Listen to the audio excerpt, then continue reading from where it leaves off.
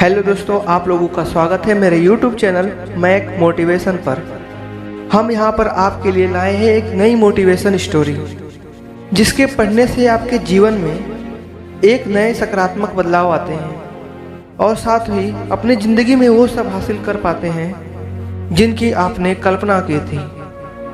हर story में एक सीख जरूर छुपी होती है, जिससे आपके जीवन में वो सकारात्मक विचार आपको मोटिवेट करने का कार्य करेगा। लोकप्रिय गौतम बुद्ध की कहानी हम आपके लिए लेके आए हैं। अगर इस स्टोरी से आप कुछ सीखना चाहते हैं तो इस वीडियो के अंत तक बने रहें। अगर वीडियो आपको अच्छी लगे तो इस चैनल को सब्सक्राइब करें, दोस्तों में शेयर करें। आज की हमारी कहानी है सही समय का इंतजार, जो गौतम बुद्ध स्टोरी हिंदी के साथ। एक बार की बात है, गौतम बुद्ध अपने शिष्य के साथ एक गांव से दूर किसी बड़े नगर की तरफ जा रहे थे। गर्मी के दिन थे और रास्ता भी बहुत लंबा था। गौतम बुद्ध अपने शिष्यों सहित बहुत देर से चल रहे थे, जिस वजह से उन्हें बहुत प्यास लगी। वहां से कुछ ही दूरी पर बरगद के वृक्ष की एक घनी छांव थी। सभी लोग उस वृक्ष के पास पहुंच जाते हैं। महात्मा बुद्ध अपने शिष्यों सहित वृक्ष की घनी छांव के नीचे विश्राम करने लगते हैं। बहुत देर चलने की वजह से सभी का गला प्यास से सूख रहा था। यह बात बुद्ध जानते थे। बुद्ध ने अपने शिष्य से कहा, आप इस बरगद की छाया से 20 कदम दूर जाकर बरगद की 2 बार परिक्रमा करके वापस आओ। शिष्य वैसा ही करता है जैसा बुद्ध ने बताया। परिक्रमा के बाद जब शिष्य महात्मा बुद्ध के पास आया तो कि आपको किसी ठंडी हवा का अनुभव हुआ था? शिष्य बोला, हाँ, उस उत्तर की दिशा की तरफ से मुझे कुछ ठंडी हवा अनुभव हुआ था। शिष्य की बात सुनकर महात्मा बुद्ध शिष्य से तुरंत बोले कि उसी दिशा में चले जाओ, जरूर वहां से कुछ दूरी पर एक तालाब अवश्य मिलेगा। उस तालाब से सबके लिए पानी ले आओ। शिष्य उसी दिशा में जब कुछ दूरी जाता है तो वहां सच में एक तालाब होता है। तालाब देख शिष्य बहुत प्रसन्न होता है और तालाब के निकट जैसे ही तालाब से पानी भरने वाला होता है, तभी शिष्य की नजर वहां दूर तालाब में कपड़े धो रही कुछ स्त्रियों पर जाती है। यह देख शिष्य मन में सोचते हैं कि यह पानी तो गंदा हो गया, लेकिन जब शिष्य ध्यान से तालाब के पानी को देखता है कि अभी भी तालाब का कुछ पानी साफ है। इतने में 2 बैलगाड़ी जोर से तालाब के किनारे से होती हुई निकल जाती है।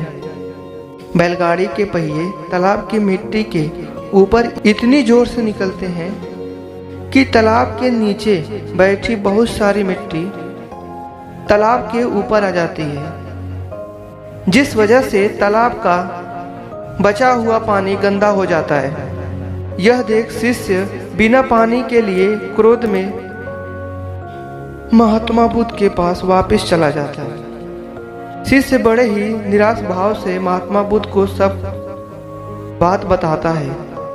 शिष्य की बात सुनकर सभी शिष्य बोलते हैं कि मैं तुरंत यहाँ से निकलना चाहिए, किसी दूसरी जगह पानी की खोज करनी चाहिए, वरना प्यास के मारे जान निकल जाएगी। इधर महात्मा बुद्ध सभी को शांत होने के लिए कहते हैं और बोलते हैं, धीरज रखो, कुछ देर यहीं बैठो, उचित समय आने तक समय बनाए रखो।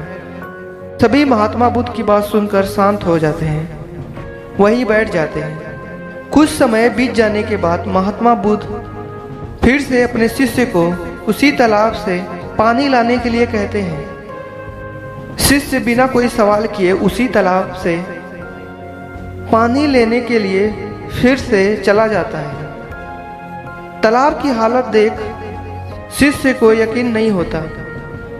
तालाब का पानी पूरी तरह से साफ हो जाता है। यह देख शिष्य बहुत खुश हो जाता है और पानी भरकर महात्मा बुद्ध के पास आ जाता है। सभी पानी पीकर अपनी प्यास बुझा देते हैं, लेकिन अभी भी सभी के मन में ये सवाल था कि आखिर में यह चमत्कार हुआ कैसे। तालाब का पानी तो गंदा था। उन्हें लगा कि जरूर ये बुद्ध की शक्ति है। इनमें एक शिष्य ने महात्मा बुद्ध से पूछ ही लिया कि यह चमत्कार आपने कैसे किया। शिष्य का जवाब देते हुए महात्मा बुद्ध बोले कि यह कोई चमत्कार नहीं, यह आपके सब्र का फल है। यह फल है आपके सब्र बनाए रखते हुए उचित समय के इंतजार का। जितनी देर हम सब लोगों ने सब्र किया, उतनी देर तक तालाब के पानी के ऊपर तैर रहे सभी गंदे तो मिट्टी तालाब के पानी के नीचे बैठ रहे थे। फिर कुछ देर बाद शिष्य जब वहां तालाब के पास पहुंचा तब तक दूषित कर नीचे बैठ गए थे, जिस वजह से तालाब का पानी पहले की तरह साफ हो चुका था तथा तालाब साफ दिखाई दे रहा था।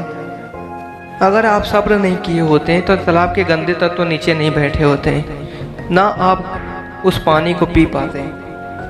आपके सही समय इंतजार तक का यह फल है। जैसी स्थिति हम लोगों के समझ आ जाई है, वैसी ही स्थिति और मुश्किल के दौर जिंदगी के हर मोड़ पर आएगा।